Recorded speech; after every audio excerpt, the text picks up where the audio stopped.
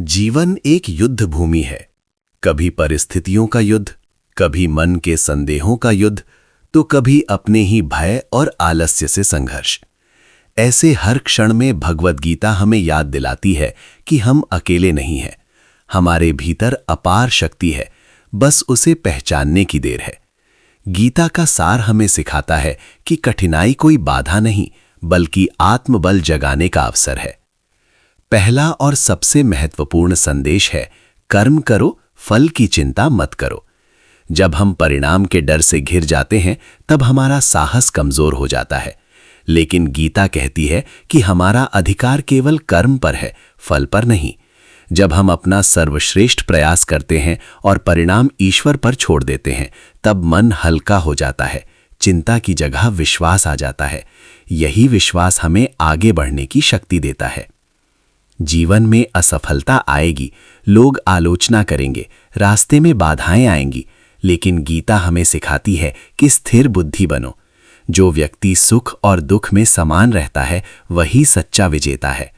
अगर प्रशंसा से हम बहुत खुश हो जाएं और आलोचना से टूट जाएं, तो हम कभी आगे नहीं बढ़ पाएंगे।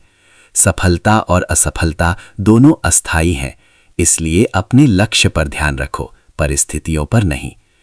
गीता का एक और गहरा संदेश है, स्वयं को पहचानो। हम केवल शरीर नहीं है, हम आत्मा हैं। आत्मा न कभी जन्म लेती है, न मरती है। जब ये समझ आ जाती है, तब डर समाप्त हो जाता है। हार का डर, भविष्य का डर, लोगों के विचारों का डर, सब मिटने लगता है। जो व्यक्ति निर्भय हो जाता है, वही असली शक्ति का अनुभव करता है। आज के समय में सबसे बड़ी समस्या है तुलना। हम दूसरों की सफलता देखकर स्वयं को कम आंकने लगते हैं।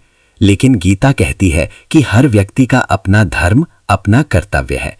किसी और का कार्य भले ही आसान लगे, लेकिन अपने कर्तव्य को छोड़कर दूसरों का अनुकरण करना सही नहीं।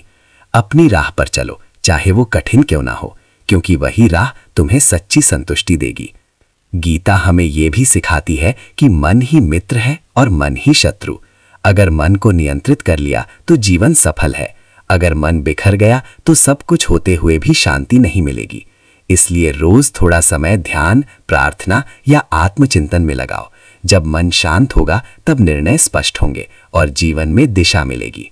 कठिन समय में अक्सर हम सोचते हैं, क्यों मेरे साथ ही ऐसा हो रहा है? लेकिन गीता का संदेश है कि हर परिस्थिति हमें मजबूत बनाने आती है।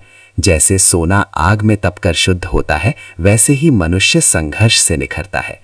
इसलिए समस्या से भागो मत, उसका सामना करो। हर चुनौती तुम्हें पहले से बेहतर बना रही है। गीता का एक और प्रेरक विचार है, अहंकार छोड़ो, समर्पण अपनाओ। जब हम सोचते हैं कि सब कुछ हम ही कर रहे हैं, तब तनाव बढ़ता है। लेकिन जब हम ये मान लेते हैं कि हम केवल माध्यम हैं, तब भीतर शांति आती है। समर्पण कमजोरी नहीं, बल्कि सर्वोच्च शक्ति है। ये हमें ईश्वर से जोड़ता है और जीवन को सहज बनाता है। जीवन में लक्ष्य जरूरी है, लेकिन लक्ष्य से ज्यादा जरूरी है निष्ठा और निरंतरता। अगर आज प्रयास किया और कल हार मान ली, तो सफलता दूर ही रहेगी। गीता कहती है कि धैर्य रखो, हर कर्म का फल समय पर मिलता है। बीज बोते ही पेड़ नहीं उगता, उसे समय, धूप और पानी चाहिए। वैसे ही सपनों को भी समय और मेहनत चाहिए। गीता हमें यह भी सिखाती है कि सच्ची खुशी भीतर से आती है। बाहरी वस्तुएं कुछ समय के लिए आनंद दे सकती हैं, लेकिन स्थायी शांति आत्मिक संतुलन से मिलती है। जब हम अपने कर्तव्य को ईमानदारी से निभाते हैं और दूसरों के प्रति करुणा रखते हैं, तब जीवन अर्थपूर्ण बनता है। अगर कभी जीवन में निराशा छा जाए, तो याद रखो, अर्जुन भी भ्रमित था, डरा हुआ था, लेकिन ज्ञान और विश्वास ने उसे महान योद्धा बना दिया। उसी तरह तुम्हारे भीतर भी अर्जुन जैसी क्षमता है। बस तुम्हें अपने भीतर के कृष्ण की आवाज सुननी है, वो आवाज जो कहती है, उठो, जागो और अपने धर्म का पालन करो। अंत में गीता का सबसे बड़ा संदेश है विश्वास।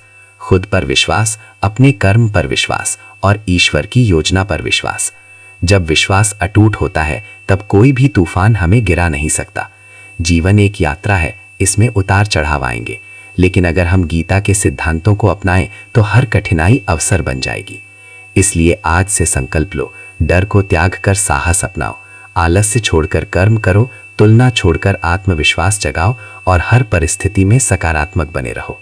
याद रखो, तुम कमजोर नहीं हो, तुम दिव्य शक्ति का अंश हो। उठो, आगे बढ़ो और अपने जीवन की गीता स्वयं लिखो।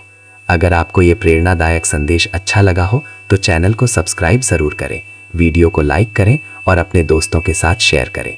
आपका एक सब्सक्राइब हमें और ऐसे ही आध्यात्मिक वीडियो बनाने की प्रेरणा देता है।